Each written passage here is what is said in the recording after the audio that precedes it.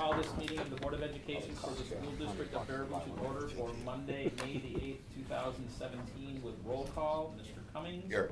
Mr. Heilman. Here. Mr. Coleman. Here. Mr. McNevin. Here.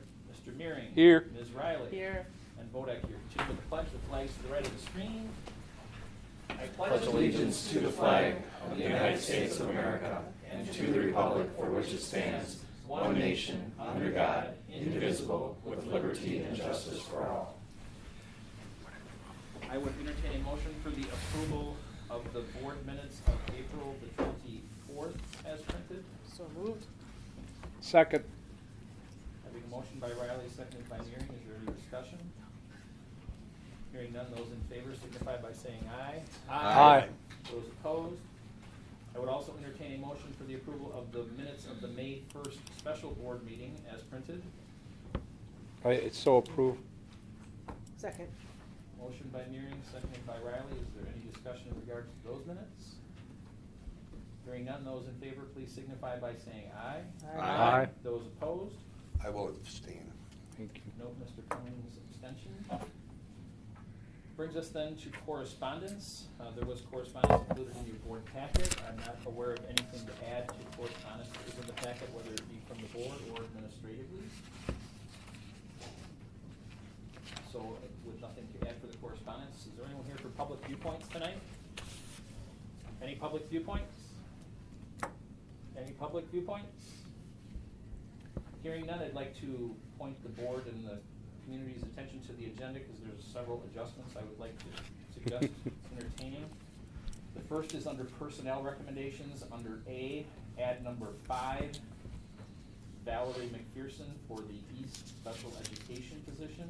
Oh, yeah. Under B, add number 2, Kelsey Selna, West Kindergarten. Number 3, Ben Ivinger, GLW Grade 2. And number 4, Kim Bro, GLW Special Education. And then also under the approval of postings, add number 4, GLW Special Education Teacher. I would entertain a motion for those adjustments to the agenda. I'll move to accept those changes. Second. Having a motion by Meering, seconded by Coleman. Any discussion? Hearing none, those in favor? Aye. Those opposed? Motion carried.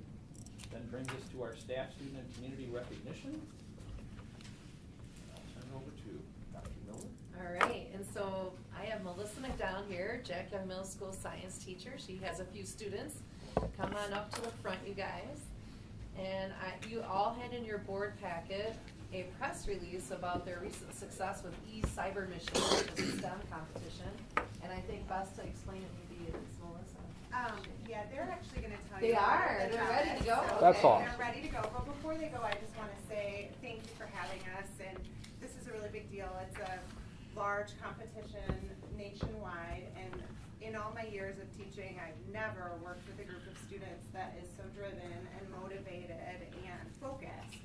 And so I'm really proud of them. And I think as the board, you'll probably be hearing their names come up in the future for all sorts of things like this, because they're really on top of their education and they're a great group. So we are missing one, and they're going to tell you all about what they did. Do you guys want to first share who you are for the board? So your names. Okay. So my name is Julia. I'm Noelle. And I'm Georgie. The Okay, person great. who's kind of missing is named Sneha. She's second. Okay, thank you. Thank you so much for having us here today. We are a small team which consists of 4 6th graders. Me, Julia, Noelle, Georgie, and Sneha, who couldn't be here today. Our project started when we noticed that there were many trash bins in the hallways of the middle school, but no recycling bins. After digging deeper, which was basically our team staying after school to go and look through collected trash bins and determine the number of recyclables actually in the trash, our data showed that 43% of the trash were actually recyclables. We wanted to fix that, so we came up with the idea to add recycling bins to the hallways of JYMS, as well as educate students and staff on what can and cannot be recycled.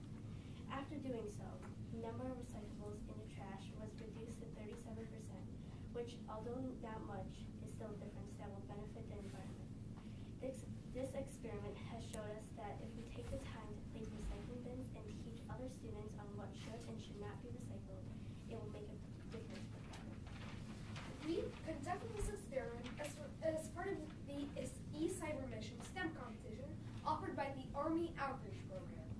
About 30,000 students in all 50 states compete for scholarships, and winners are chosen at the state, regional, and national level. Students can meet in groups of 3 or 4 with one advisor. Our entire project took many hours from November to February. We were named second place finishers in the state of Wisconsin, and each of us will be awarded $500 savings bonds. Ooh, awesome.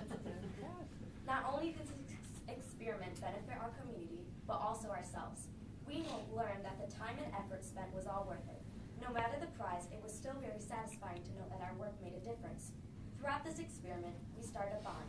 At the very start, we would get into arguments when we couldn't decide what to do. But as we spent more time with each other, we would be able to get work done faster and more collaboratively. We all learned that hard work really does pay off. We might have won, but no matter the prize, we all started and finished this project together as best as we all could. Thank you.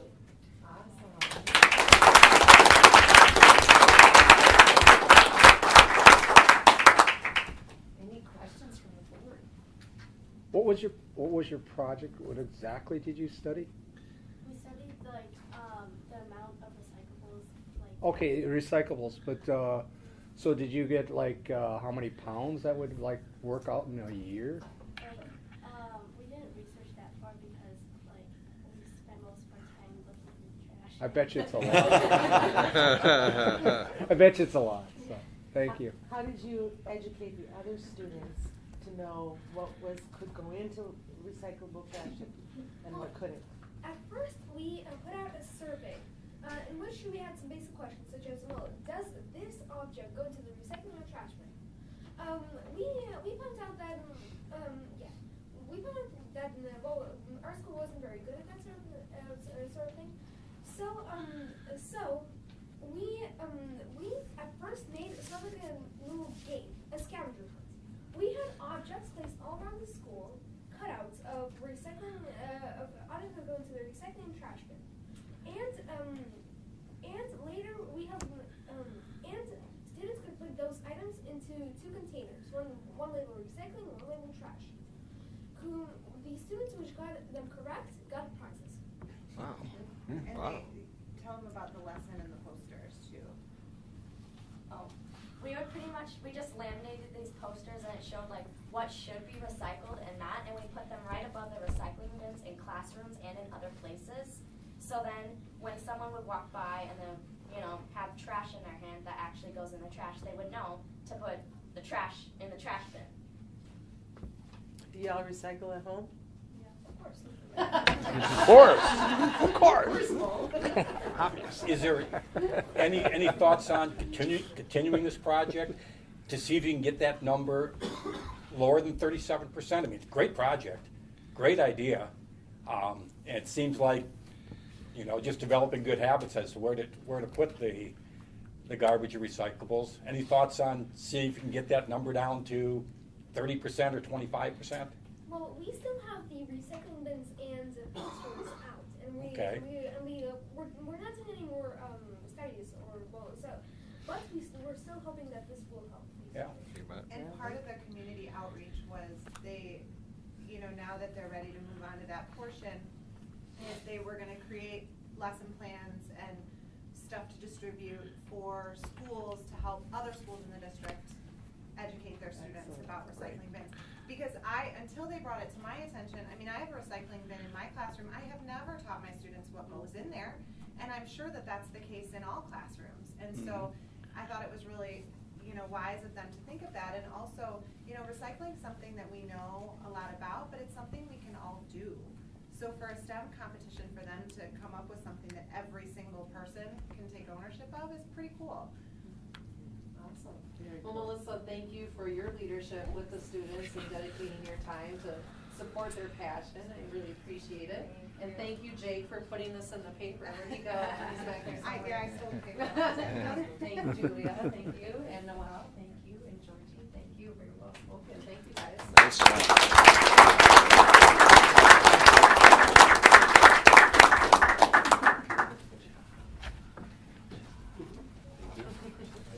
Continuing on the agenda then, next under reports, the Bearboot High School Revitalization Project. And we have representatives from our architectural firm, EUA, general contractor C.G. Schmidt with us tonight. And we're going to have an exercise. In virtual reality. In virtual Yeah. reality. We're gonna have some fun tonight. All right. So hello. Yeah, oh, I didn't see it coming. Oh. Nice try. Yeah. I came up the back. Again, Bob Weigert with Epstein Union Architects tonight. With me, I have one of our planners, Julie Graham, and Brian Hearn, and Brian Horace from C.G. Schmidt. So we're going to go through a few things. We talked last time a little bit about the project in general, so I'm going to talk a little bit about the schedule. We'll talk about the status. Brian wants to share a little bit related to the construction that's going to happen this summer.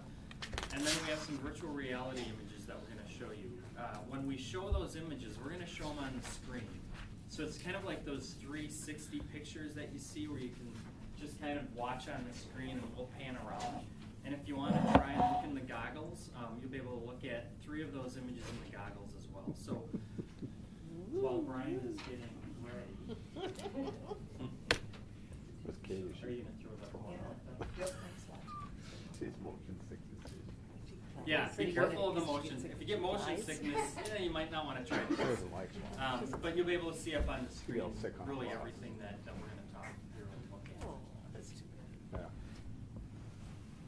No cruises for us. Well, from a Cheaper. So from if you go back again from the first meeting that we had, there's different phases that we go through in design when we put together a project. There's schematic design, where I'll call it the napkin sketch. Design development, where that napkin sketch becomes a little less sketchy and a little bit more hard line. And then the construction documents, where we're adding all of the notes, the dimensions, things like that. And then obviously we get to construction, starting construction. So where are we right now? Well, we've completed the schematic design, and we are in design development. Now, I talked about construction with the locker rooms. We still have a lot of drawing to do, and we actually don't finish our drawings until August. So what does that look like? Well, it looks like different bid packages, and Julie's going to go through what that looks like.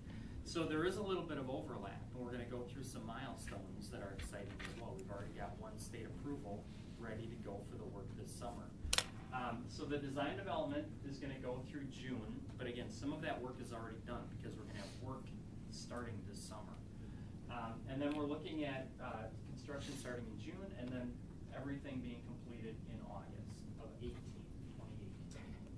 2018. Yes, let me clarify that. Any questions on just kind of the phasing? So I'm going to show that to you each time so you kind of know where we are. Some of the documents, like I said, are already done with construction documents in our bidding, and then some of them are in the design development. So they're in different phases because we've got different bid packages. So I'm going to turn it over to Julie. Sure. And have her talk about some of the accomplishments to date and then the different bid packages, what those are comprised of. So we thought we'd share kind of at a high level some of the things that have happened. One is we had the Baraboo City Planning Commission approval. Currently, the site that the school sits on is zoned residential, and so you need to go and get a conditional use approved, and that all went well.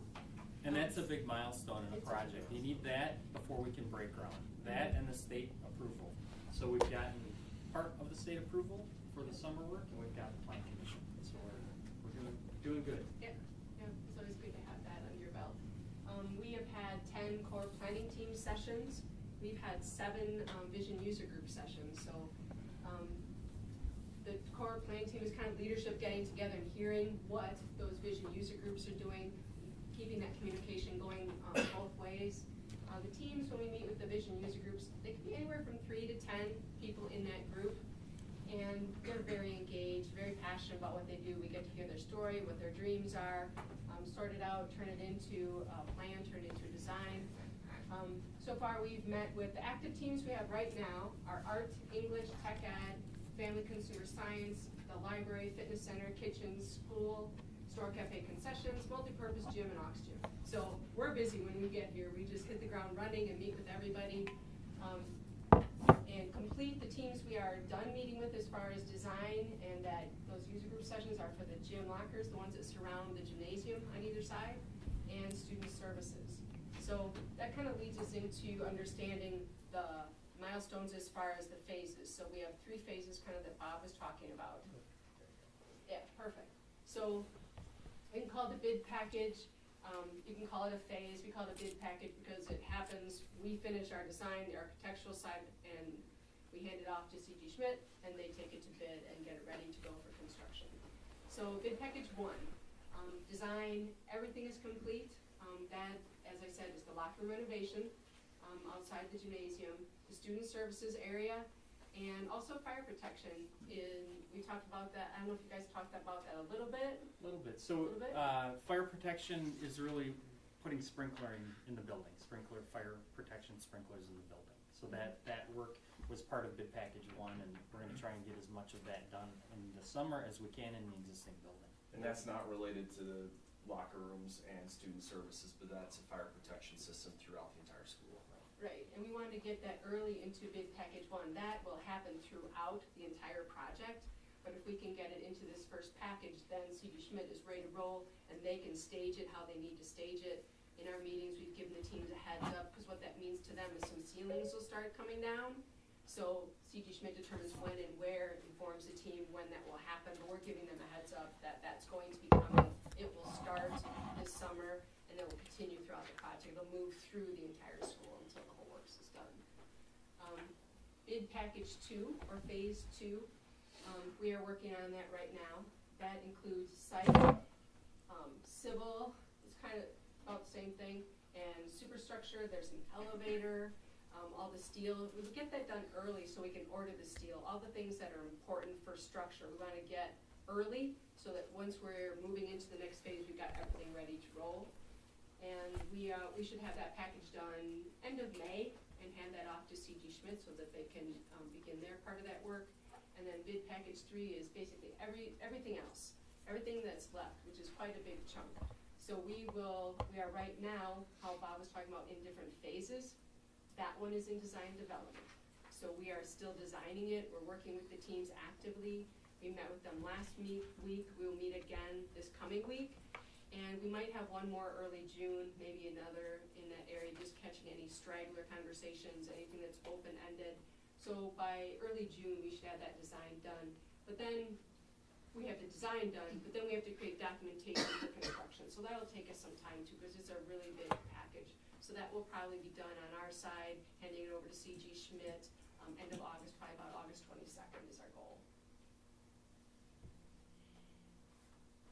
Okay, so let's talk about what's in bid package 1. Once the design team actually gets bid package 1 drawn, which is the locker rooms and the administration area, then it comes to me. I got that late on Friday, and basically what I do is I send that out for procurement to all the different subcontractors and out to the market to get the pricing back.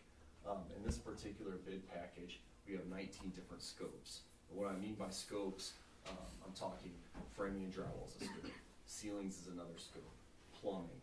Each trade that's going to be working with us in the construction of the building has a scope that we write out and basically provide detailed instructions as to what they should price. So that will go out tomorrow to a whole list of different people to price and give us numbers on. What I wanted to point out is that all vendors have an opportunity to bid these scopes. We had a meeting several months ago where we brought local community subcontractors in and kind of told them about the process, told them what to expect, and they should be getting this bid package to be able to start the pricing exercise. We send these invites out through a program called iSquareFoot, so the drawings are uploaded to a computer program, and then the subcontractors can go in there, pull the drawings off the program, and start putting their numbers together. It's a kind of a nice program because we can track and see who's actually looked at the drawings, who hasn't looked at the drawings. If there's a couple of key subcontractors, we really want to make sure they've got an opportunity to express some interest in it. We can see if they really, open them up and starting to download them. And that might cue us to make a few phone calls or at least, reach out to them to say, hey, did you see the email come through? Did you not? Because there's so many people looking at this that you can't obviously touch everybody. So it's a good it's a good tracking mechanism to be able to see who's been able to get it and who hasn't. Well, and one comment on that, so, drawings used to be printed, and the subcontractors would pick up a printed copy. Everything is done electronic. If they wanna print it, they can themselves, but everything is done electronic now, so there's a lot of cost savings from a printing standpoint that we don't actually factor into projects anymore, because we're not printing all of that stuff. Absolutely. We will also go through and make calls on prospective bidders. We have a list of different contractors like we talked about earlier who came to the community event who we'll want to reach out to and just make sure that we give them a call, and if they have any questions during the process that they know who to reach out to and how to get answers. And then what I'd also invite everybody here to do is if you know someone who might be interested in the project, please have them reach out to me. I'll make sure to get them an invite because we want to make sure this is a very inclusive process. Questions about the bid package? So let's talk a little bit about phasing. I have a question. Yeah. If it's going out tomorrow, what will be your deadline for response? I don't have the exact date, but it's 2 weeks from tomorrow. I think it Okay. said May 23rd on the top Oh, of the did it? slide. Okay. Yeah. Okay. It's the Tuesday, May 23rd. Thank you. I was the going- 22nd, I guess I 21st. could have read that too. It's 2 weeks from Tuesday. So many dates. Yeah. Yeah. So phasing. This summer, what we talked about, what we'll start on is obviously the locker rooms and the administration area. We also have the new additions and what Bob was talking about in phase 2, which is the structure and the footings and foundations. And those are going to be the new additions. And towards the end of July, because we're phasing this, because we're going to get an extra package, that gives us the opportunity to start on some of the footings and foundation work for the new addition portions of the project. So how this will affect the school district is beginning at the beginning of the school year next year, we will actually have the front entrance closed here. We'll be rerouting students through the administrative corridor and then the Draper Street entrance. How our site fence works here, we're still kind of working out. We had some meetings last week with the police chief, the fire marshal, working with Lori, Dan O'Brien, Glenn, and the staff just to make sure we're all on the same page with that. And that's going to be distributed to the whole staff, and everybody's going to be made aware of that, so there's no surprises when school starts up in next school year. One thing that's changed and is different than what we've communicated in the past is the commons area. Initially, the commons area was going to start later than the West Addition and the fitness center, but there's a couple things that led us to look at that and say, was this the right choice for us as a team? The first choice was, or the first thought was, we started looking at it and said, we don't want the kids to come in after winter break or after spring break and have to change their whole routine. We want to try and keep consistency, and let's just start that from the very beginning of the year. So we thought that, okay, let's look at an option where we set it up from the very beginning. That's how it's going to run the entire school year. The second factor that kind of led us to look at this a little bit closer was we're going to be losing quite a bit of space over here in the commons. It's about 2,500 square feet. And we wanted to make sure that by taking that space away during the school year, that we had places for the students to actually eat their lunch and congregate. And so what we came down to was, if we can remove some of the masonry walls, the stage, and do that work while we have some time during the summertime when no students are around, what that's going to do is it's going to open up this entire space for the students to be able to congregate in. And so we thought that was a really good option that takes care of some of the negative factors of losing the space. It doesn't get us all the space, but it's something we've looked at and we're kind of working through as a team right now. We still have a couple of solutions to work through on this, but this is kind of the way that our team is moving at the moment. And that's how it will be for the entire 17-18 school year. Correct. So it's a little bit different than what we communicated in the past, so I wanted to make sure that we talked about it today. If there's any questions or concerns, or some things we need to look at between now and our next meeting, we have the opportunity to do that. Obviously we were going through a construction phase and we have a secure entrance. Is that going to affect that secure entrance while you're doing construction?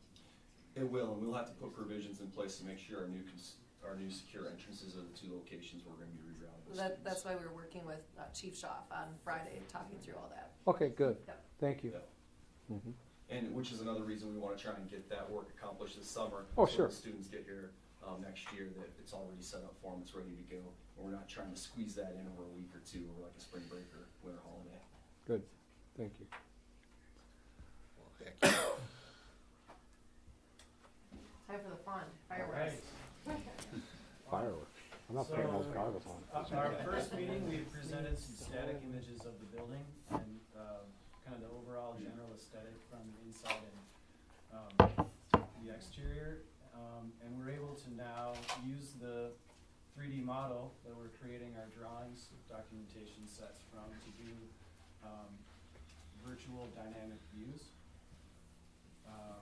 So we've set up a number of these throughout the model to kind of give you a better sense of what, for instance, the main entry will look like. So these are the main entry doors, and actually I'll bring this around while this is. Is yours on the main entry? Yeah. So this is a cardboard viewer. It has a phone inside, and it's the same view that you can use to kind of pan around. Oops. They time out. Very geeky. So this will allow you the opportunity. We get to take pictures while you're, actually we can't, our phones are in here. Right. Just of our eyeballs, though. Kevin's been waiting a long time. Wanna go for it? Start getting them. So it'll allow you can move the viewer around. These are adjustments. It's just two kind of optics that are going to adjust and center on your eye. And as you move your head, you will look around just like you were normally standing there. So you can look behind you, in front of you, up and down. So it'll give you a sense, a more complete So sense I of just never what thought that. Watch out for the person next to you. And it'll go 360. It'd be great if so there's somebody up I'll on give the 'em a upper little deck space ready to here throw a to water balloon into or something. Move around. So I just want to talk a little bit about what you're seeing. I don't know. No, you can only, it's a. So you're two-dimensional, you're in a Laurie, right now. stationary point, and then you can look all around. Doug, you're in my virtual reality. Sorry, I have germs on my hands. Don't think I should touch Yeah, anything. sometimes Go ahead. standing is nice. Yeah, standing might, Yeah, 'cause if just you don't take kinda- any steps, cause. Doug, run right for the front door. See if that secure entrance works. I'm going for the hills over there. So just a little bit in more detail how the entry is composed. Again, this is the main entry set of doors here. Above is the kind of two smaller study rooms that are off of the main library space. We're looking at the main two double height commons space. This is the stair that leads you between the commons and the small study spaces and access to the library. This element is a bench of the Baraboo quartzite stone that we're excited to explore as a material. I do. We've kind of refined the aesthetic of the structural columns that are supporting the kind of overarching roof as this V-shaped butterfly column. And go to the next one.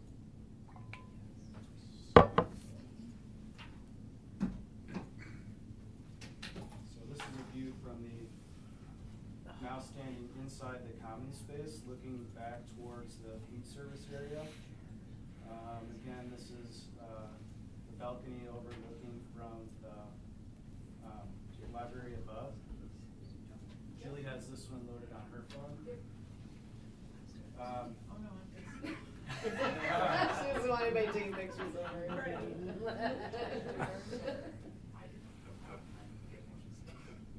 Oh, no battery. Up and down. And Oh. then you might be able to see it. Can't see where's my passport picture I sent it today. So what we're looking at here is the new kind of student cafe space and school store here.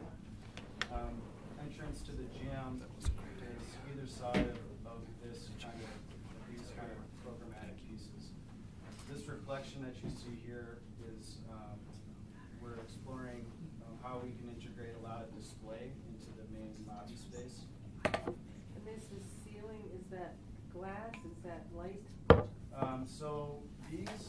So what we have in the ceiling are kind of lowered, hanging, it's called a cloud feature.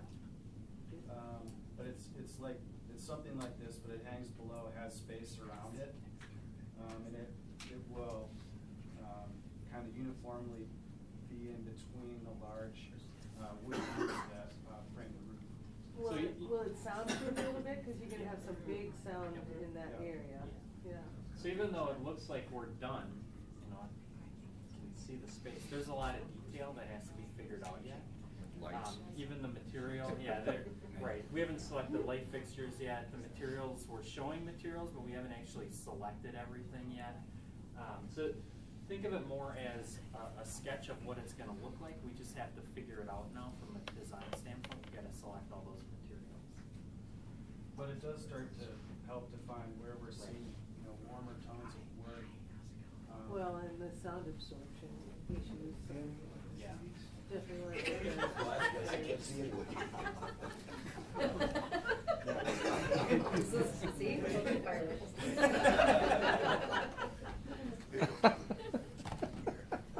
So this is a view from the LMC, the library above. This is looking towards the large Low valley. conference collaboration space. Kind of looking out over the balcony, overlooking the commons. This is the small study huddle space. This set of doors here that's kind of in the background is the access point to the library. So you can see the stair in the background. It comes up, kind of turns, and then it basically enters in over on the side here. Are there lots of plug-ins and recharging? Yeah, and those things, again, we're not Not that still, right yet. yeah, we're Once you know you. Yeah, yep. They need lots of them. Yeah, in some cases, some outlets that we've been putting in have the USBs right in them, not all of them, but some of them have that as well. So again, we haven't quite gotten to that level of Yeah, detail. I understand.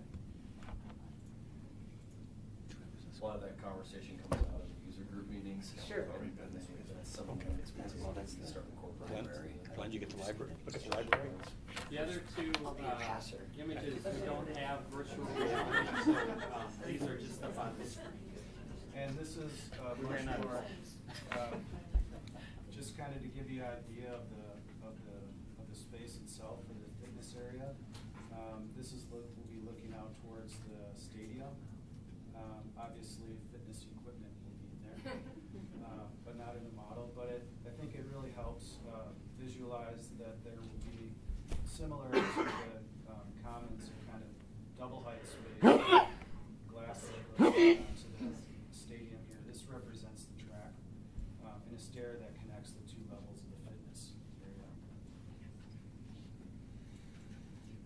And then Brian, can you just swing all the way around open that one before? Sure. So this is looking back through the existing gym. Yep, and through the elevator right there comes up. To the left right there, yep. Elevator and glass so that there's some connection between the upper level. That's a commons area. Gym, balcony, and the fitness center. And the final one that we have is one of the teaching spaces. So this is 3D art room, just to give you an idea of the scale of what the art suite will kind of be like. These are representative of pottery throwing wheels. But again, it's just kind of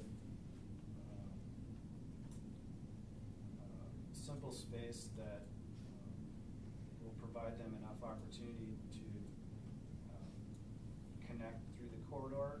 This is an overhead door. So the entry into the classroom is here. There'll probably be a little more casework, but the opportunity for these tables to be reconfigured around a teaching wall, generally how it's laid out. Is there water in there?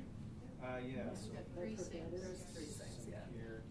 And we did tweak this design a Yeah. little bit, but gives you an idea of the content that'll be in that room. So sometimes we'll use these virtual reality images with staff, so it gives them a good idea of what the space feels like. We just wanted to share one of those with you. The other ones were just kind of big. Well, I would just share that when the art teachers saw this, there were actual tears of joy. They really cried. And Lawrence probably wouldn't like me to say this, but he was a little weepy too when he saw the library. So Oh, that's pretty cool. That's awesome. Yeah. Yep. So like this is the ceramic room or the 3D art. That glass window right there leads into a metals room. So we have it exhausted because they're going to be doing soldering and things like that. And then the door back there to the right goes into the kiln room. So it's kind of all brought together in one spot. It's cool. And as we, so you'll notice it looks kind of pixely.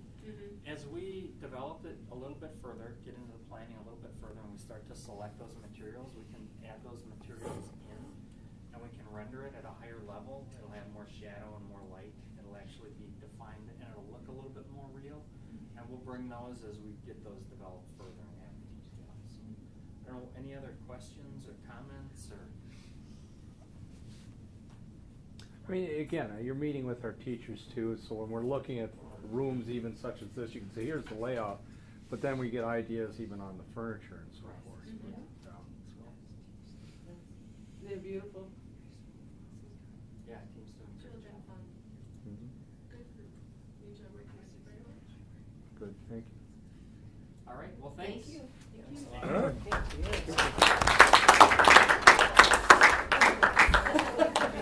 You'll get used to that. Yeah. Project Girl. Girls? Project Girl. Oh, Project Girl? Okay. I don't know what. Okay, up next under reports, we have a presentation in regards to Project Girl. Yeah, so we have Sarah Darcic. See, that's why you turned over. Thanks, guys. Yeah, thanks a lot. Not often when you're not at the behind of the alphabet, are you? In Well, I classes. didn't grow up. Thanks, Brian. there. Oh, you're just getting used to it? Okay. Yeah, it's been a couple years. I have to look that up, see if you are at the end. Sarah's Yeah, they're not been going Sarah's away. been working on a project no here intention within the of district that's benefiting a lot of our students and families. They're in the art She room, too. requested an opportunity to share with you a little bit about her Project Girl workshop. Thank you for letting me come and share a little bit today. I've been doing a Project Girl workshop with 5th grade girls for 5 years now, and this year we expanded it to include not just 8, where I teach primarily, but also to all the 5th graders in the district. So Project Girl is an empowerment workshop for 5th grade girls. The goal is to give them basically a safe place to have conversations and learn about themselves and kind of how they fit into the bigger world. So we explore a bunch of different topics, which I'll talk about in a moment, and they get a chance to build relationships with other kids and then also kind of reflect on themselves and their own goals. And I do this in 5th grade because they're about to go into middle school and things really change a lot for kids when they go through that big shift, and there's a lot more social pressures, especially on young girls. And I think it's just really important to have these big conversations and at least start kind of planting things in their minds before they're faced with some challenging situations. So I got a grant through the Sauk County Good Idea Grant Foundation for this, and it covered all the costs, which was awesome. They didn't have to pay anything. They just had to provide a t-shirt if we were printing on them, and then lunch for both days, which I thought was better just with food allergies and everything. I was like, I don't want to touch that. So they had 6 sessions, so we met on 2 Saturdays from 9 to 2 in April. And each day they rotated through 3 different sessions, and I had a presenter for each session that was really kind of an expert in their area. So not that I'm expert in media messaging, but that's kind of one of my passions. Khalees Horst is a nutrition and wellness teacher from the Middleton School District. Betsy Delzer is a mindfulness coach in Middleton, and she's presented at some of our Wednesday releases before. Jamie Carney was a school counselor in our district and is going to be a behavior interventionist in our district. Jessica Marking and Tina Katie are both from the Girl Scouts, so I kind of partnered with the Girl Scouts to get a little bit extra support this year. Is this a Girl Scouts program? They just helped out, and it wasn't technically part of their work. They did it because they saw an opportunity in the future to maybe recruit more Girl Scouts and just kind of get it out there in the community more because we're kind of in their area. Oh, okay. But they didn't fund it or anything. No, but when that first thing looked like a Girl Scout they symbol. helped a lot, and they brought things like bags and water bottles and things like that for the girls and helped support with the planning. Good. So my session, media messaging, was about what kinds of messages we're getting from magazines, ads, social media, TV, music, all of that. And we focused on magazine ads, looking for trends and how women are portrayed about the negative messages we can get sometimes and what we want to hear from the media, and just kind of knowing when you see something in the media to understand what the context of that image is, because 70% of women look at a magazine for 3 minutes and they feel shamed and depressed. And it's really important for them to realize that images in the media should not define how they feel they should be as a person. In nutrition, they did 4 stations where they explored like portion control and sugar and how much sugar is in drinks and all kinds of stuff like that. And then they made their own healthy snack to try out, which for a lot of them was the first time they had hummus and things like that before. So I thought that was a great chance for them. In mindfulness, Betsy taught them how to sew weighted eye pillows, and then we scented them like lavender, and they were able to do some mindfulness exercises and talk about how to kind of lower your stress and refocus and relax. And we used the STEM room at the middle school, which was awesome because they had that great furniture in there. You can see the girls really loved that. In body confidence, Jamie worked with the girls to talk about uniqueness and embracing yourself, and the girls wrote letters to themselves that we're going to deliver to them next year in middle school to kind of remind them of all the things that they had been learning about in case they kind of get there and forget, you know how kids can be sometimes.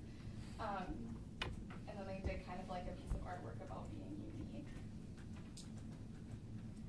And in social media, Jessica talked with the girls just about how social media is so prevalent. Basically, you can't avoid it anymore. It's out there. The president uses it, right? It's just this big thing now. And so they talked about how to be a safe, responsible, and kind social media user and how other people might perceive you through social media. Basically, how you want to represent yourself through those different channels. And in relationships, Tina talked a lot about relational aggression and bullying, and kind of how in middle school there can be a lot of social issues that can be a little bit more subtle maybe between girls, and kind of gave them strategies how to kind of throw a lifeline to somebody that might be in a tricky situation, or how they can deal with those when they run into them while still feeling safe. Because you can't really ask a bunch of 6th grade girls to be the heroes of the world and jump in and, you know, intervene whenever they see something that's happening that's not right, but trying to give them the tools to kind of deal with those situations and be able to make good choices and not be a part of that. And then how to have just positive relationships with other girls and other people.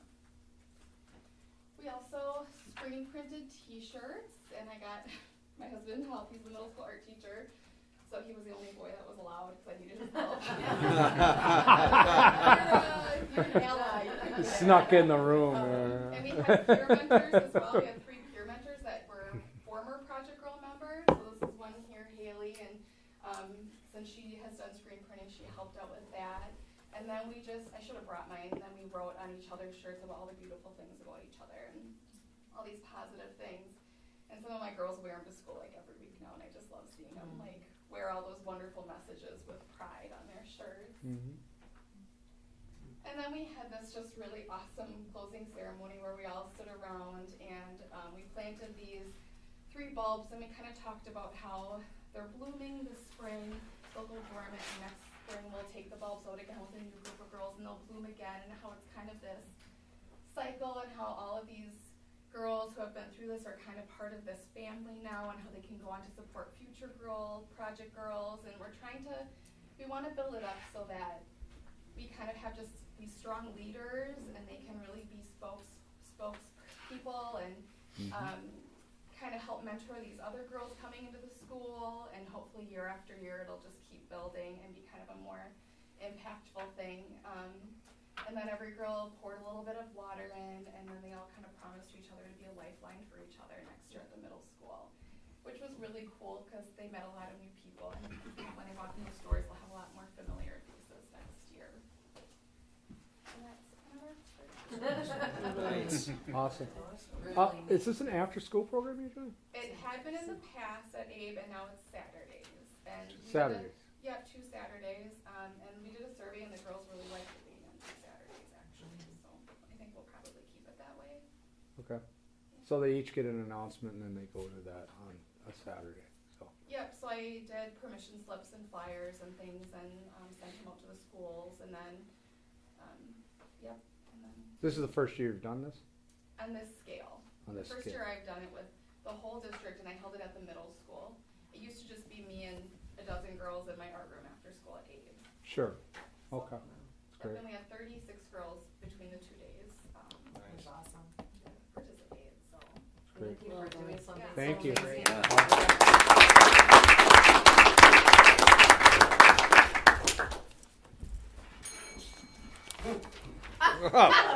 I guess someone wants to go next. Do we need to pay attention? And she's off. Oh, what is this like? Well, we're moving to continuous school improvement from reports. We have Ms. McMahon and her team going to talk to us about Teach to Lead and Every Teacher a Leader. Yeah, so Amy DeLong is on her way here presently. She had a little delay with a situation with her child. So when she gets here, she'll join us to talk a little bit about our experience. So it came to my attention a little over a year ago that there's this opportunity nationally called Teach to Lead. It was sponsored by ASCD, the National Board, and the United States Department of Education primarily, and also the National Network of State Teachers of the Year. And it was a joint kind of vision among several educational leaders at the national level to give teachers across the country opportunities for leadership. And so they created a series of summits across the nation, and teacher teams of 5 could apply to attend one of these conferences. So I kind of kept my eye on the conferences and where they were being held, and learned that there was one that was going to be in Chicago that dealt with social equity. Perfect for our district and our state. As you know, our test scores are often very high nationally, and yet when we look at data at how we meet the needs of our minority students, we actually are last in the nation as a state in closing the achievement gap. And so we went to this, a team of us, and it was Teresa Lean, myself, Melanie Meister, Mary Mielda, and Amy DeLong as a community partner. And we looked specifically at closing the achievement gap for Native American students in our district. And I'll let Teresa talk a little bit about our action plan that came out of that adventure. First, I want to say that Teach to Lead, I was fortunate to attend both of them, the one in Chicago and then the one that was just recently in Green Bay. We'll talk about a little later. But it's something that I think Jane and I feel strongly about as teacher leaders, that this is an opportunity for all teachers to lead in our district. And certainly that's something new as compared to starting in the 80s and 90s in teaching as far as leadership roles for teachers. So it was really built for that, and it was exciting, and a lot of resources, as Jane had said, was put forth. So when we put our action plan together, we looked at the student data, and I think several groups kind of really did that work too, as far as noticing where we were failing short of, and so we wanted to focus on that, and as Jane had said, it was our Native American students. But as we did the work through the weekend, and they had a critical friend with us. I'm not sure if you're aware that Amy DeLong certainly wasn't.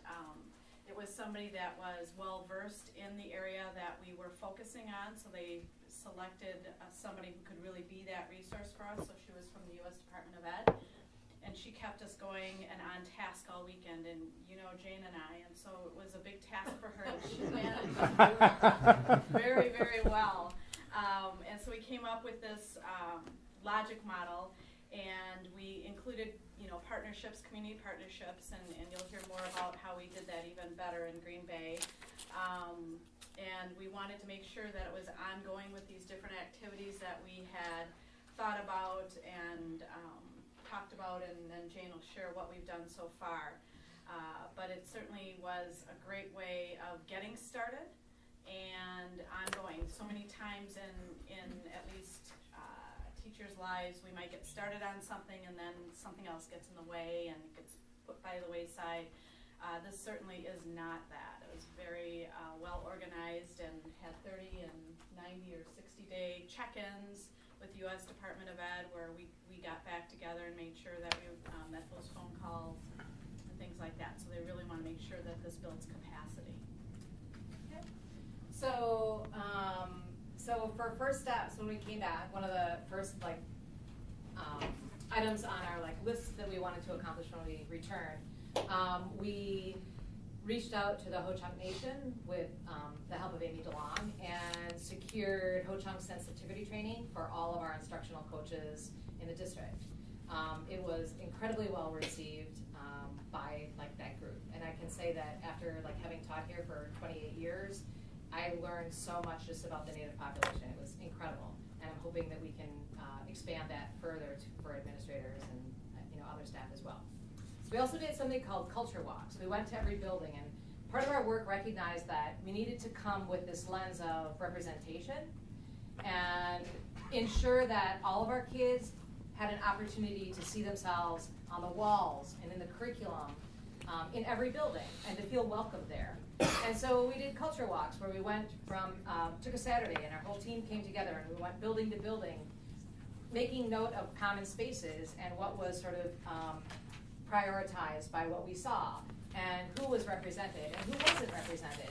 And we shared that information out at the district leadership team meetings and shared the information with the principals in kind of generalities. But talked about how important it was. And it was so great to have Amy along.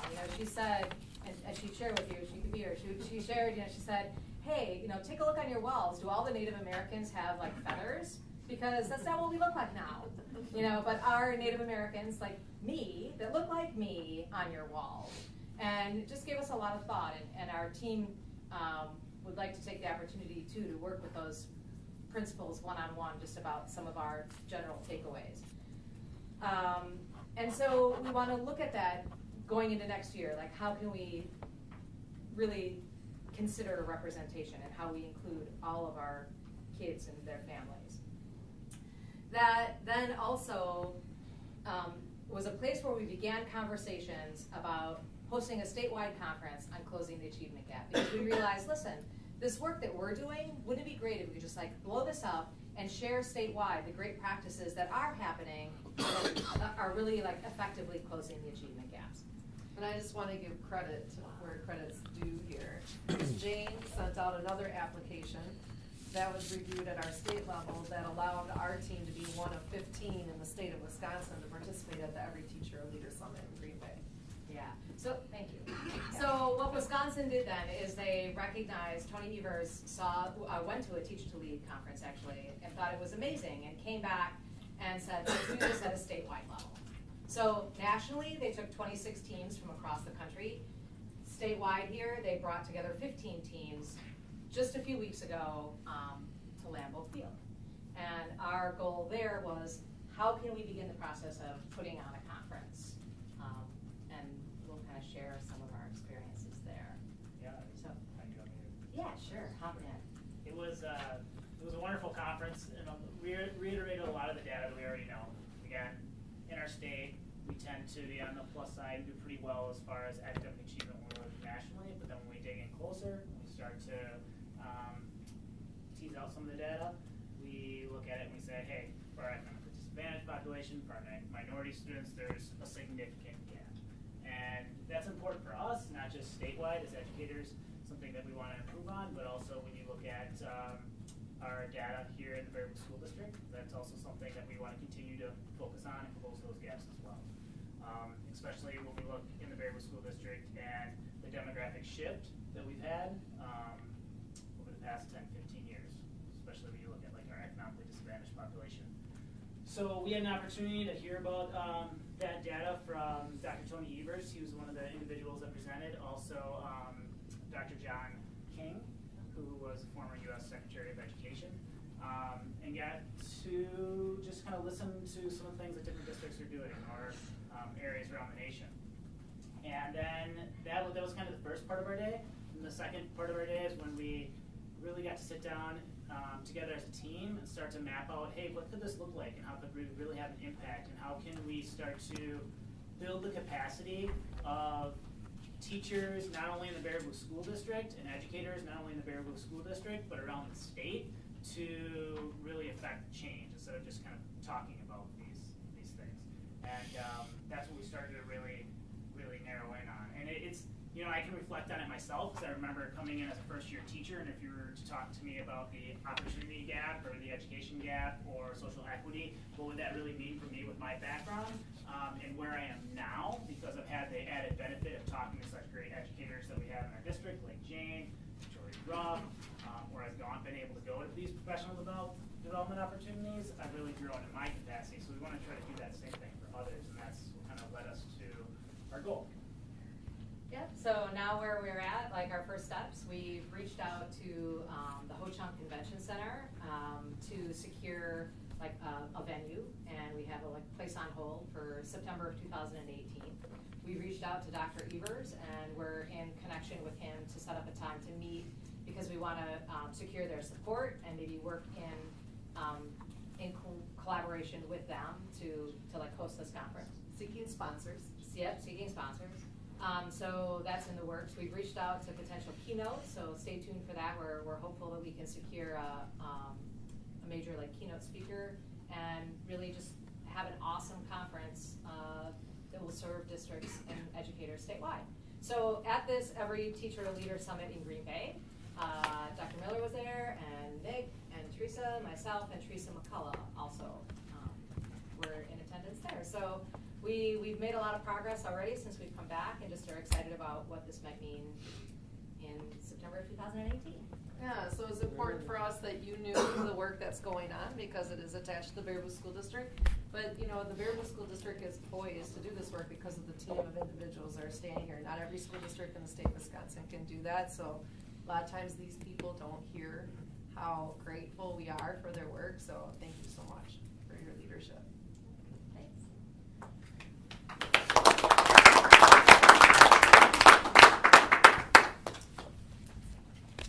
All right, up next then under continuous school improvement, we have a discussion in regards to AVID, advanced via individual determination. Mr. Carl is going to remain. Jane is going to remain. He's hoping to move beyond no signal. We have Karen DeSanto and board member Doug Maring. Yeah, and Glenn. It's all here.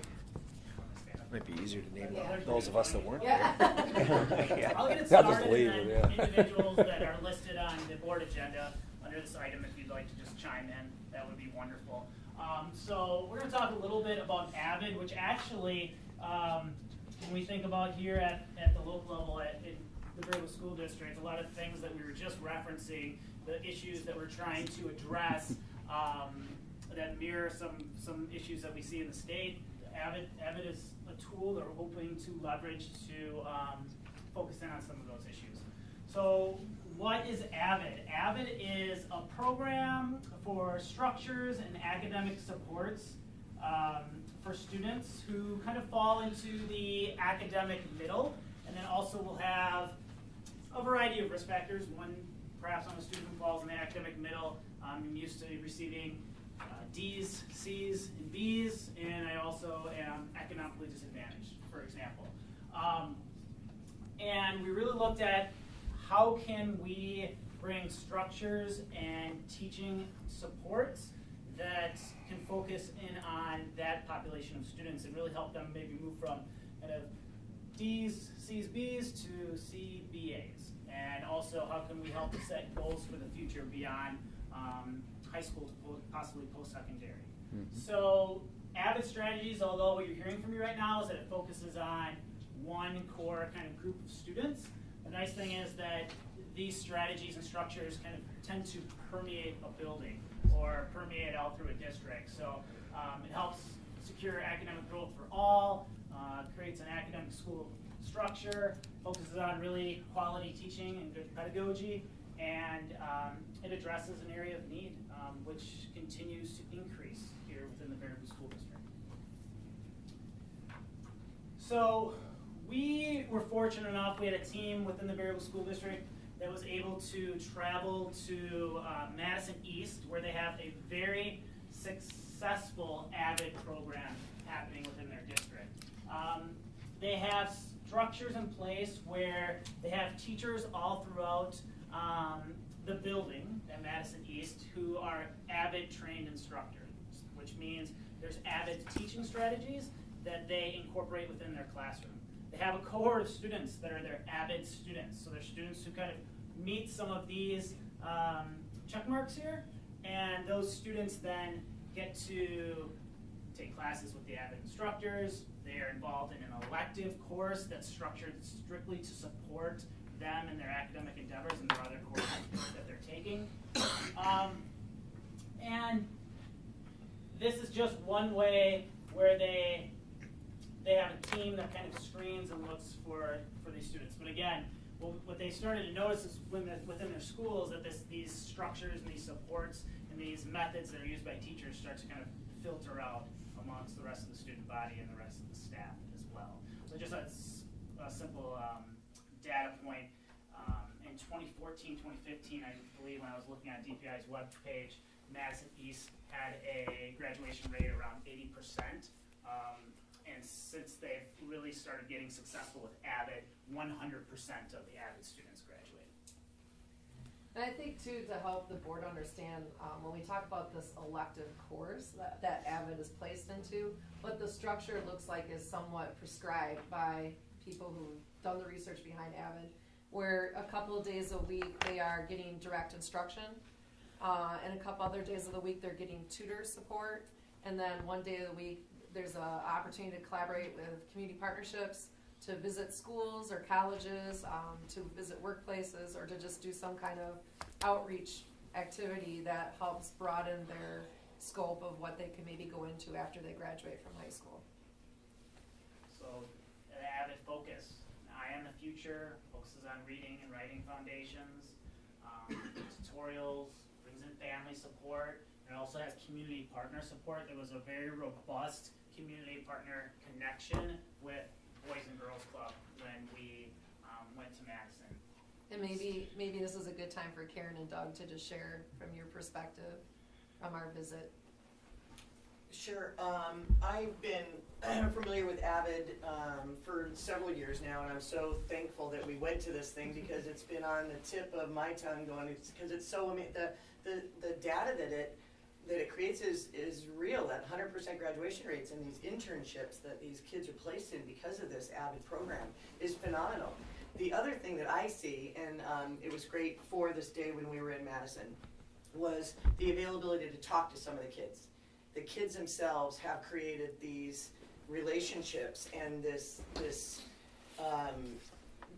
laser-like focus on what they want to do because of this program, because of being in this program. Since they were in like 8th grade, I want to say, 8th, 9th grade, they start gleaning them into this thing, and now they've become almost supportive of one another. These kids that normally would never be near each other are in this program together, and they look at it as a club, so to speak. It was it was fantastic to hear that. So on the Boys and Girls Club side, they partnered with AVID, and they have a TOPS program, which is Teens of Promise. So Teens of Promise was a program that they started at the Dane County Boys and Girls Club to create an additional program to support this AVID program during the club time. So that's what we would like to do, is just kind of mirror that. Support these kids in their AVID journey with whatever we can, and mostly it's these visits. What we heard was very compelling, was these visits to schools. How many kids said they didn't have any idea they were going to go to UW, possibly because it's right in their own backyard. The club helped to provide trips to Penn State and these Ivy League schools that they never would have ever thought to go to. It was really just incredible. So those are the kind of things and partnerships I think that we would love to get involved with, being as our teens.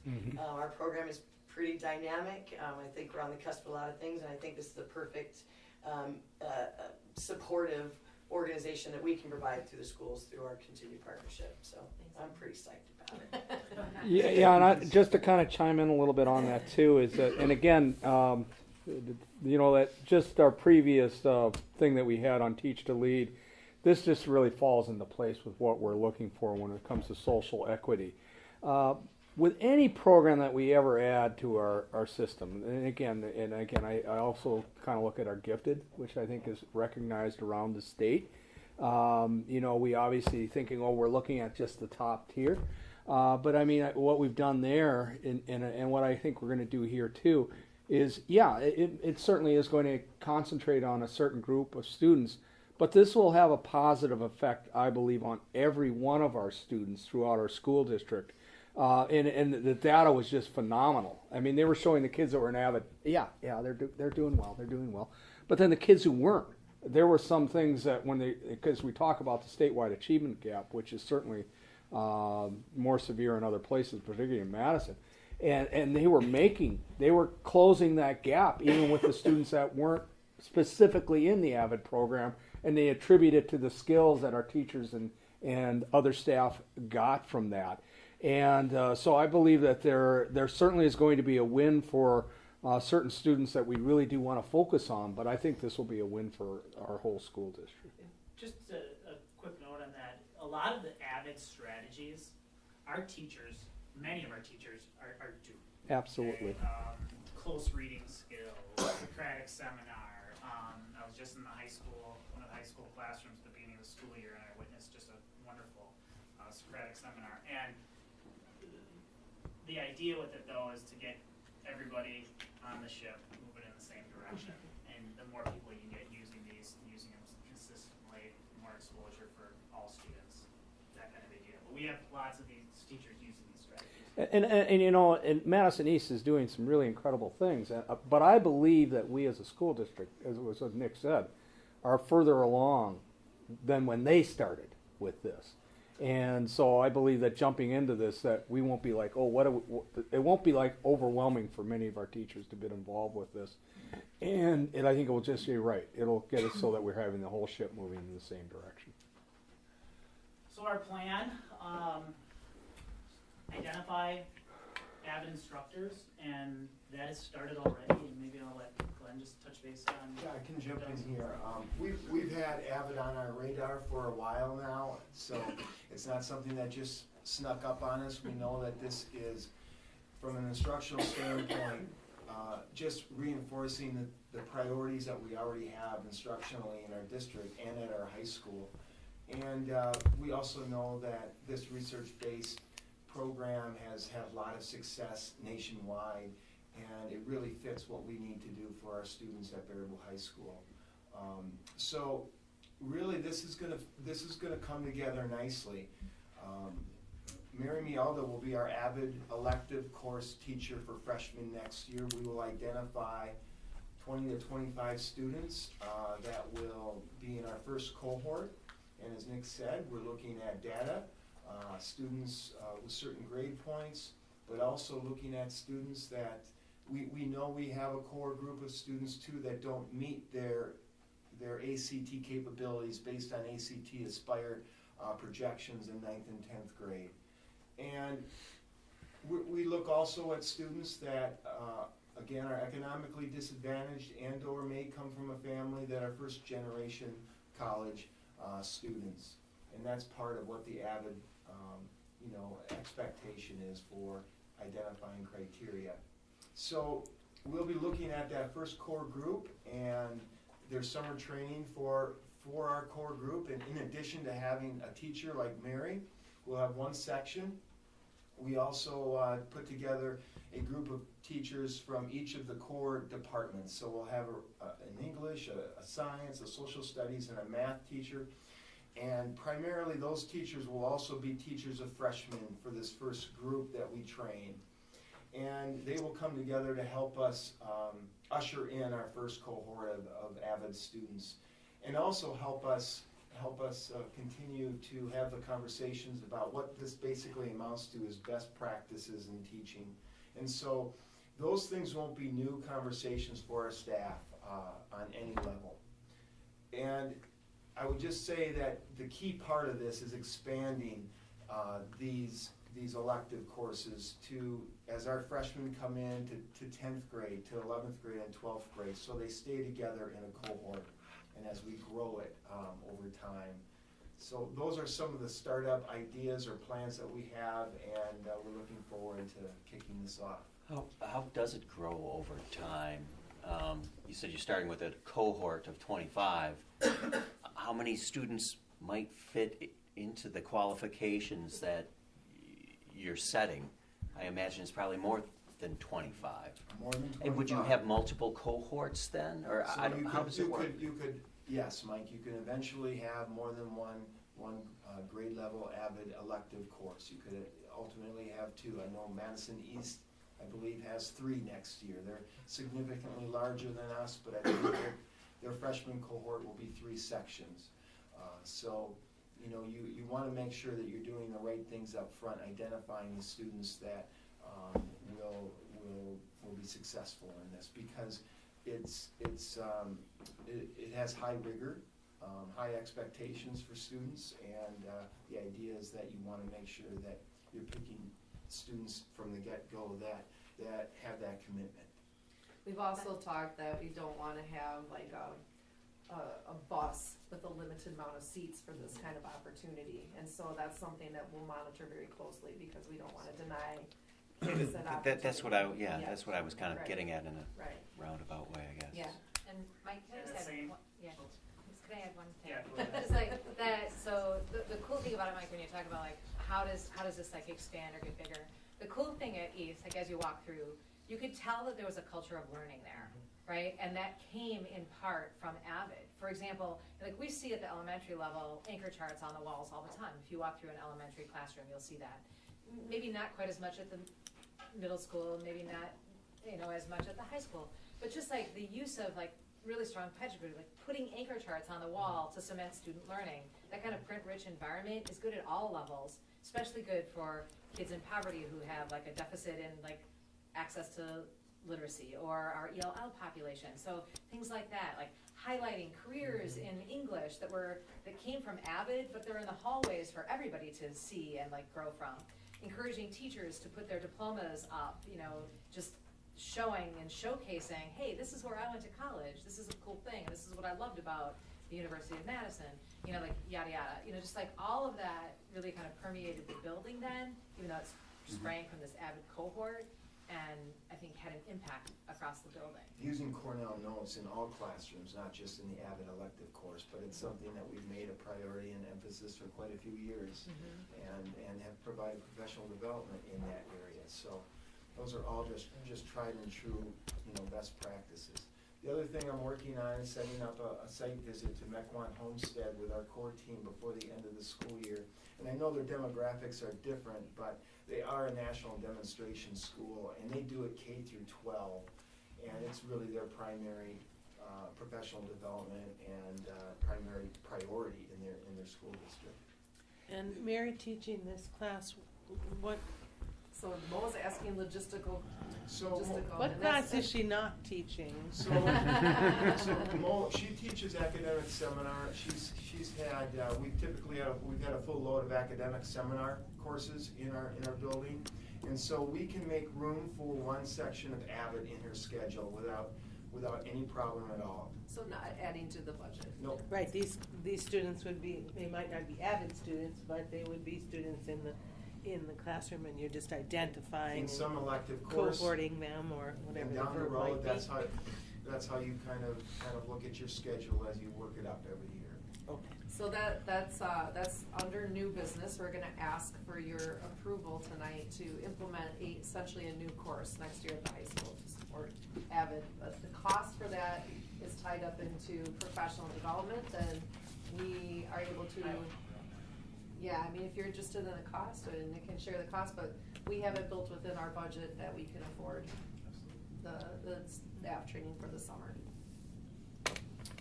Glenn, this group here, cohort of 25 students as freshmen, do they then stay together as a group, traveling from class to class? They do not. They just have their AVID elective course together. Correct. But the idea is that they do stay together as 10th graders in a 10th grade AVID elective course, because this is academic career planning kind of on steroids for them, and really creating opportunities as they move through the high school to connect school to their career and college. But this doesn't guarantee then that when they go to their math class that they're going to have an AVID trained math teacher or an AVID trained English teacher. Not at first, but none of these structures or these, I guess, strategies are going to be really new to our staff. Right. And the idea is that you continue to train, new members to your core every summer, or at least for the foreseeable future, so that you really start to create that that school-wide approach and really kind of cement that over time. And is this cohort going to be fluid? You had criteria up there. Halfway through the year, sophomore year, someone doesn't meet those criteria as far as grade point or effort or whatever. Are they dropped from this program and new students added? I mean, because there were some very, strict standards as to, what it takes to be in there, and what if I get in there in a year later, I'm just not putting in the effort. You keep me in there, you drop me out, what do you do with that student? I think you work individually with those students and their parents, and you try to make it as attainable for them to be successful as possible, but that's part of the identification process too. There can be some attrition, but that the goal is to select students and to make this something that they do not want to be out of, because they're seeing the difference that it's making in their success at school. One thing I'd like to tie into this conversation, when we start talking about different groups, whether it's math, science, social studies, English, there is particular AVID strategies that they apply, though there might be an overall AVID strategy, but there is particular AVID strategies that they apply to each one of those individuals.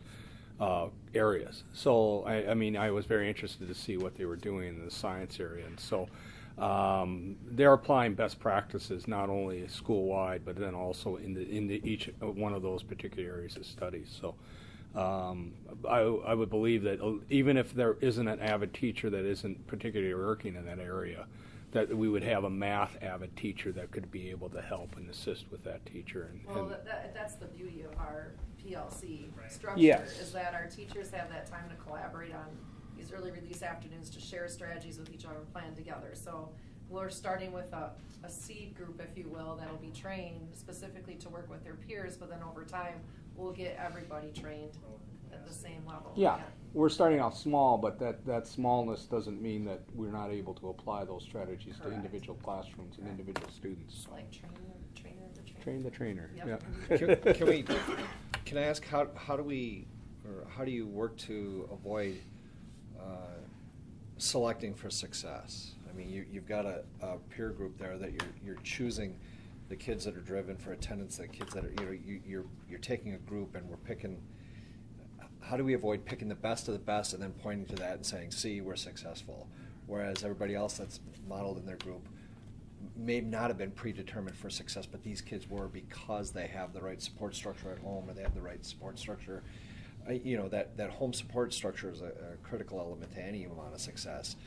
And so I guess my question is how do we validate the program versus kids that are in that same socioeconomic status, same grade point status, but maybe missing one of the two elements and therefore weren't part of the program or selected to be part of the program? I love your question, because since we've come back from Madison East, that's probably where we spent the majority of our time talking, is making sure that we don't shut a door for this great opportunity on any of our students. That I reflect on myself as a student. I was a first generation college student. I got straight A's. I wouldn't have qualified for this criteria, but boy, I would have benefited, just because I didn't get B's or C's. I wouldn't have been chosen, but I sure would have benefited by having someone show me how to navigate going to college and believing in me to do that. So I'm worried about that because I think our population of students that would meet that criteria is much larger than what we actually saw at Madison East. And so making sure that we have a fidelity approach, and that maybe the benefit of being smaller than Madison East is that we know our students more intimately as well.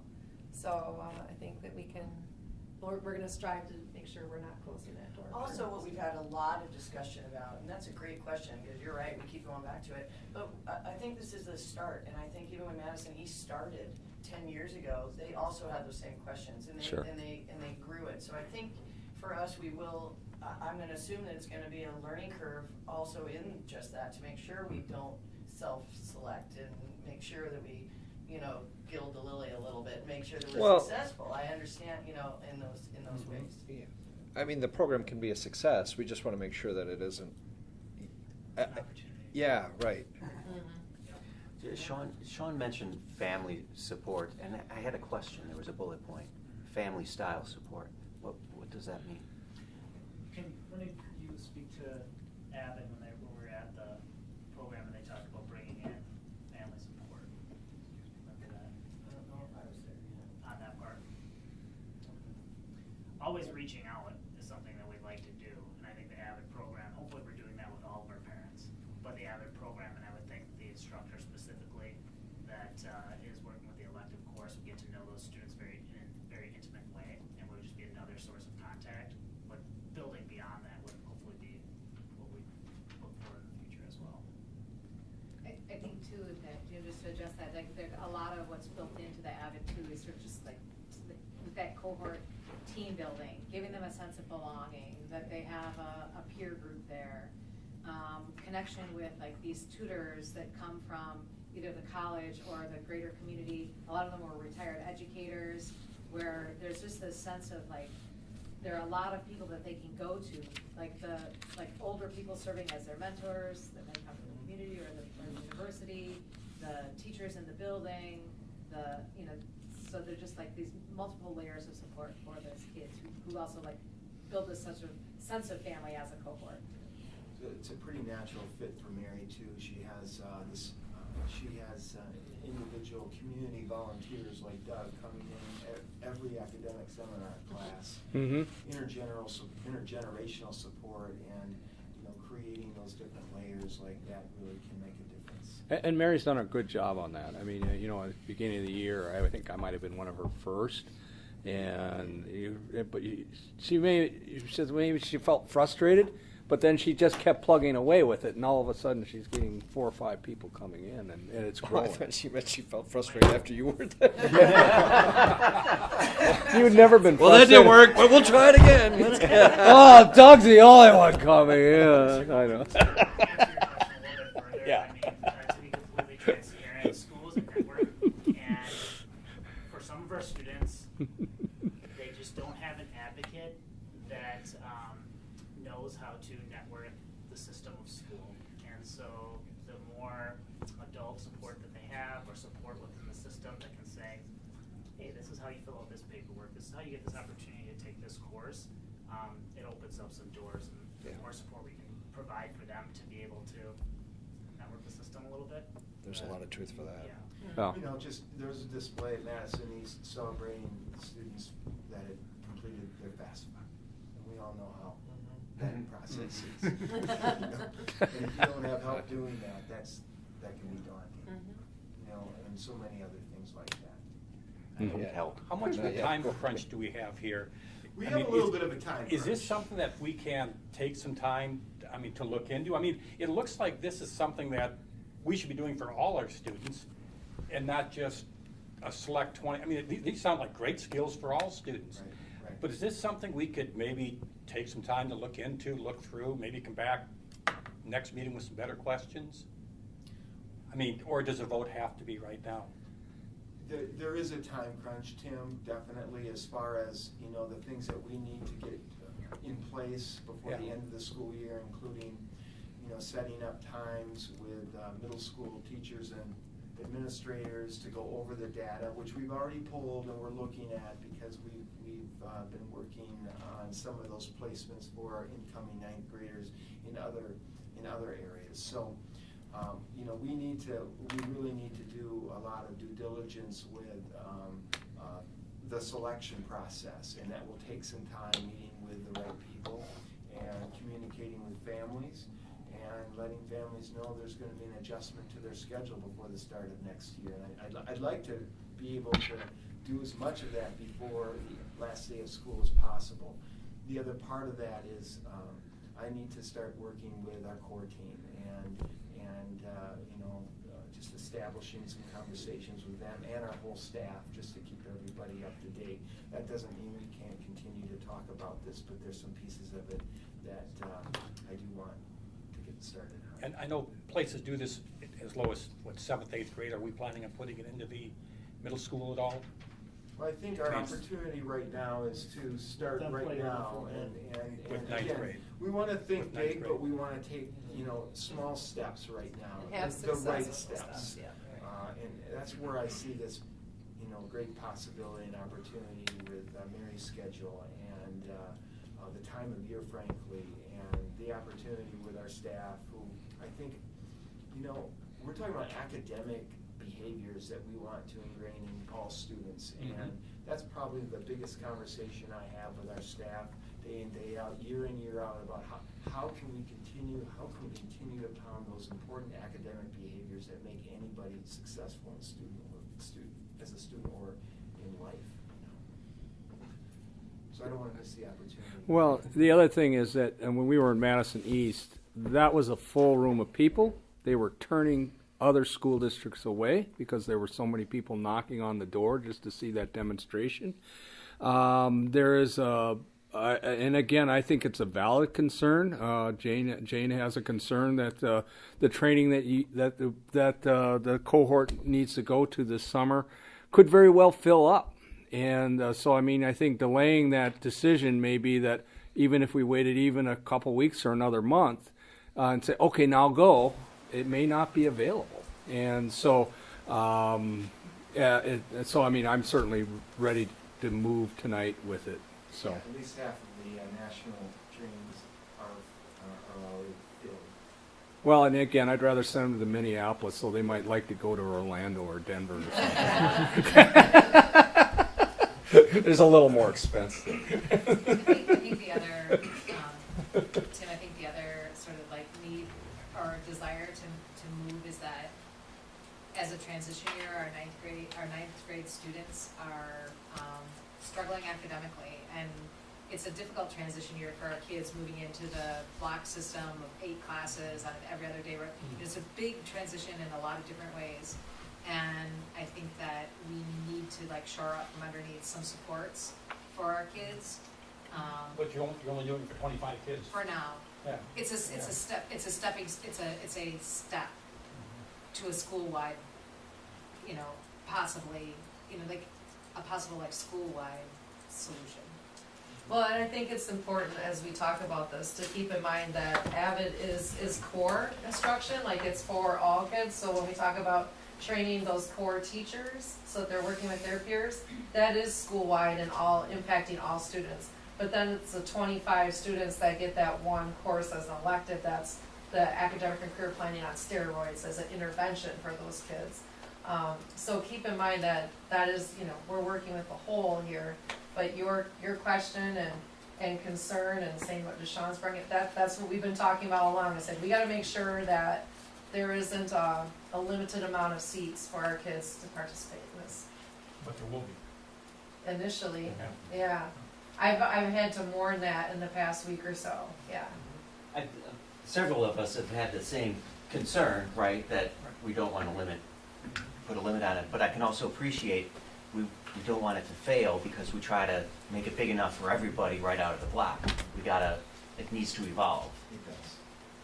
And a lot of that growth at Madison, you could say, whoa, everybody wants, there may be a need to have everybody in it, but it's an elective. And so at first they didn't have huge numbers into it, but as these students started to go through the system and they started to see the success of their peers, all of a sudden a lot of them say, hey, I want that stuff. And so more and more of them started to go into it. So I believe like many of our programs that we do that we've been successful as a school district, we start with pilots and then we grow it from there. And we use those teachers that are in that pilot to be the leaders for the rest of the school district too.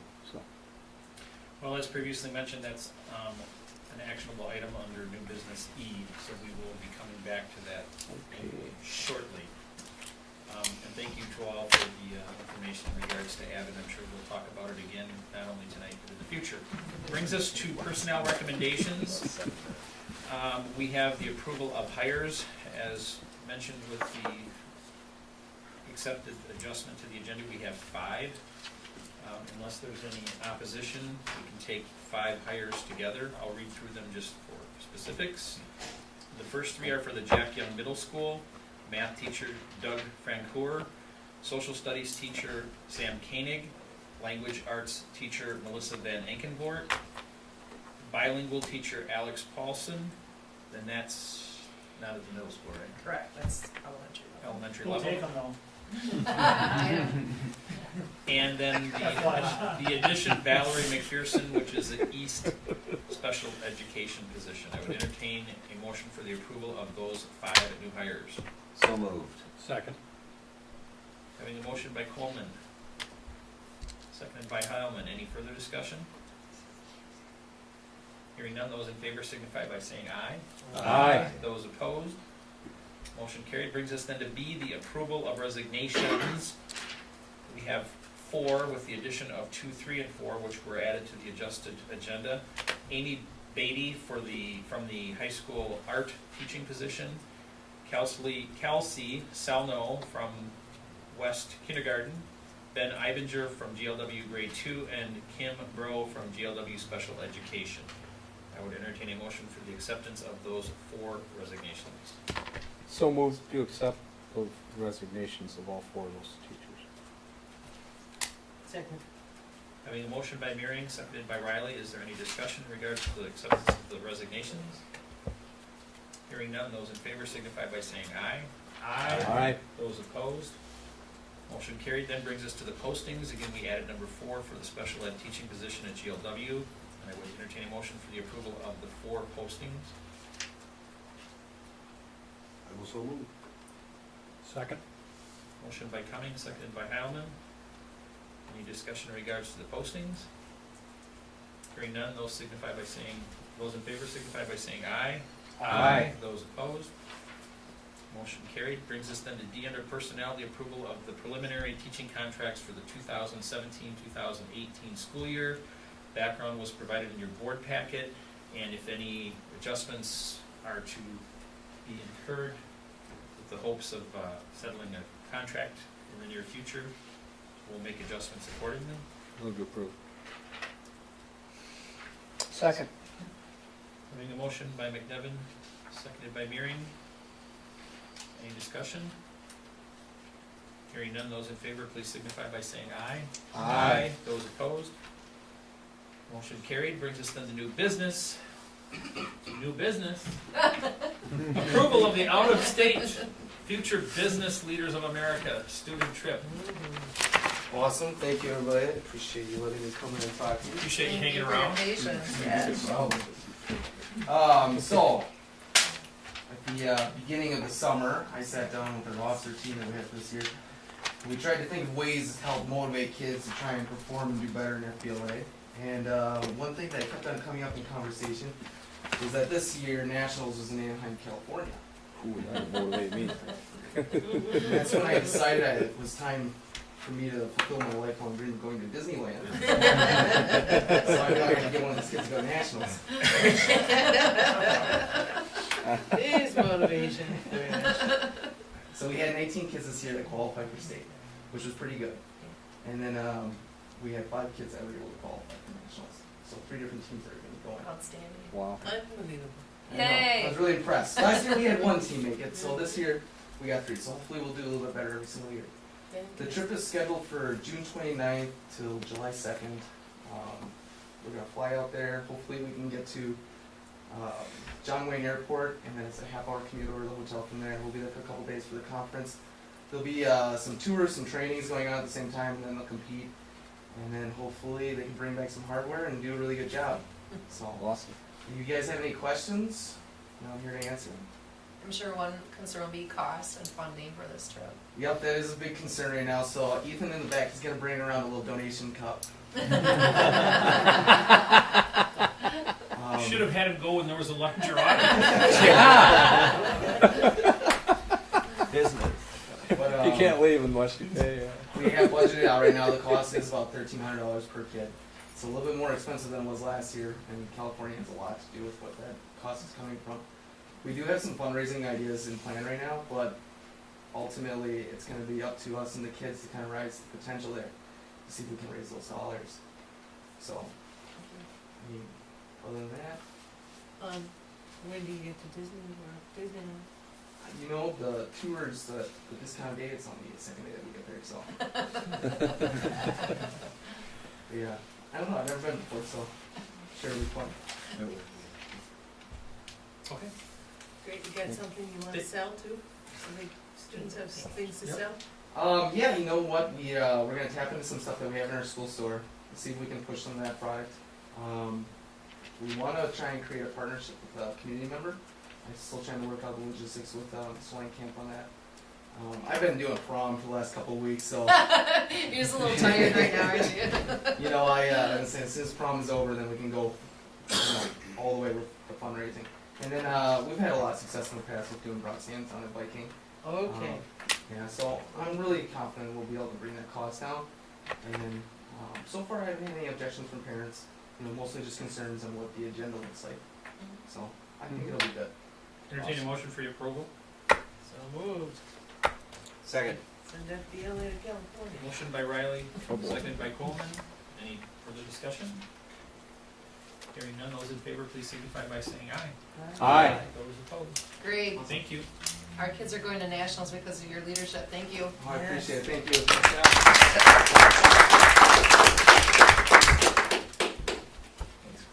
Brings us then to B, approval of disbursements. Chair of Finance, Mr. McNevin.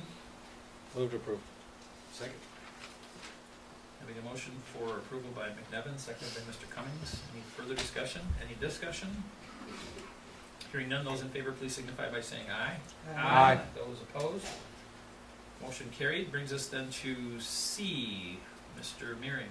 Yes, I move to approve the second reading of 342.5 Title I programs for disadvantaged students that was read and approved at our last board meeting. That's my motion. Are you making that motion as to waive the second reading? Waive the second reading and approve the policy as written in our board packet. Second that motion. Having a motion by Meering, seconded by Riley. Any discussion? Hearing none, those in favor, please signify by saying aye. Aye. Those opposed? Motion carries. Then brings us to D, 2017 summer school projects, summer building projects. That's coming from the Buildings, Grounds, and Transportation Committee meeting of earlier tonight. We advanced out of Buildings and Grounds 2 projects to bring forth to the board for approval. One is the approval of the resurfacing project at the GLW parking lot. That's for $129,141. That's $129,141. That is for the low bid that was received from Dean Bloom. And then secondly, to replace carpets in 17 classrooms throughout the district, and that bid came from Willow Creek, and that was for a total of $73,870, again to do 17 classrooms. And Willow Creek is from Sauk City, I believe. And it's for the 17 classrooms, leaving 12 for sometime in the near future.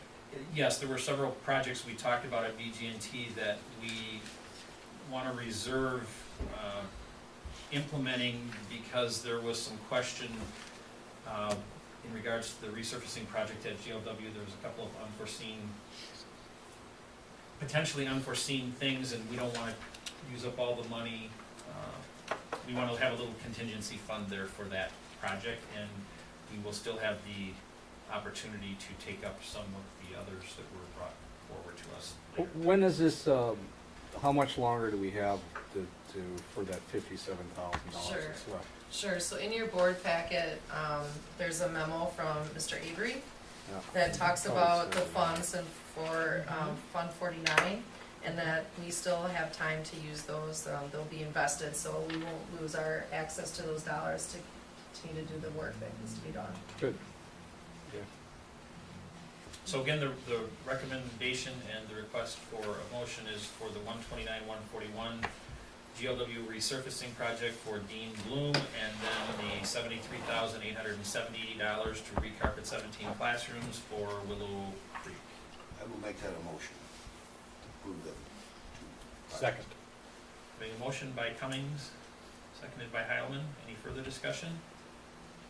Hearing none, those in favor, please signify by saying aye. Aye. Those opposed? Motion carried. Brings us then to E, which was from our previous discussion. The request for approval for the AVID new course proposal. Move to approve. Second. Motion by McNevin, seconded by Coleman. Any further discussion? Hearing none, those in favor, please signify by saying aye. Aye. Those opposed?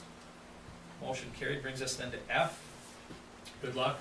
Thank you very much for your support. We have some work to do to get that schedule to fit in, but He'll do it. I know. Take your mind off the high school project for a day. Brings us then to F, which is the committee assignments, It's a free suggested time. committee assignments.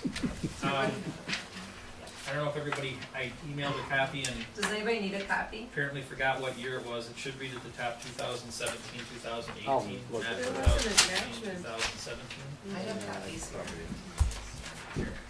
Okay, thank you. Just disregard the year at the top.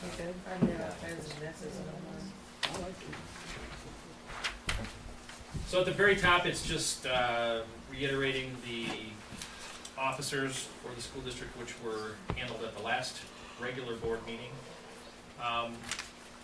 At the very bottom is the board ad hoc modernized community campus committee, and I would like to take that up first because that is a committee that is not a standing committee and does require the board's action. And we can do it, I guess we've got it listed here as number 5, so we'll get to that in a second. Sorry, I don't want to take it out of order. But the standing committees are the buildings, grounds, and transportation. The suggestion is for Mr. Coleman to chair that committee with Mr. Cummings and myself as board members. The finance committee to be chaired by Mr. McNevin with board member Cummings and Mr. Heilman. The personnel committee to be chaired by myself with board members McNevin and Riley. The policy and educational legislation committee to be chaired by Mr. Meering with board members Riley and Heilman. And then the ad hoc committee, as mentioned, chaired by Mr. McNevin and board members Bodak and Coleman on that committee. And then just for representation, and it doesn't really require board approval, but we designate a CISA representative, that's Mr. Meering. And I don't remember a year that you weren't the CISA representative, Doug, so thank you. Mary Ann. And 2018 Wisconsin Association of School Boards Convention Delegate and Alternate, Mr. Meering, and I'm assuming you'll accept Ms. Riley, that's why I put you there. If Doug won't go. They got more. So I would entertain a motion for the approval of those committee appointments as suggested, and again, the reauthorization of the board ad hoc modernized community campus committee for the upcoming 2017-2018 school year. So moved. Second. Motion by Coleman, seconded by Cummings. Any discussion? Hearing none, those in favor, please signify by saying aye. Aye. Those opposed? Motion carried. Brings us to the portion of the agenda for us to contemplate executive closed session, or according to Wisconsin statutes 19.85 sub 1 sub C. Would entertain a motion for that? So Executive moved. closed session. Second. Having a motion by Meering, seconded by Riley. Roll call. Mr. Cummings. Aye. Mr. Heilman. Aye. Mr. Coleman. Aye. Mr. McNevin. Aye. Mr. Meering. Aye. Ms. Riley. Hi. And Bodak, aye. 5 minutes. Thanks for your attendance.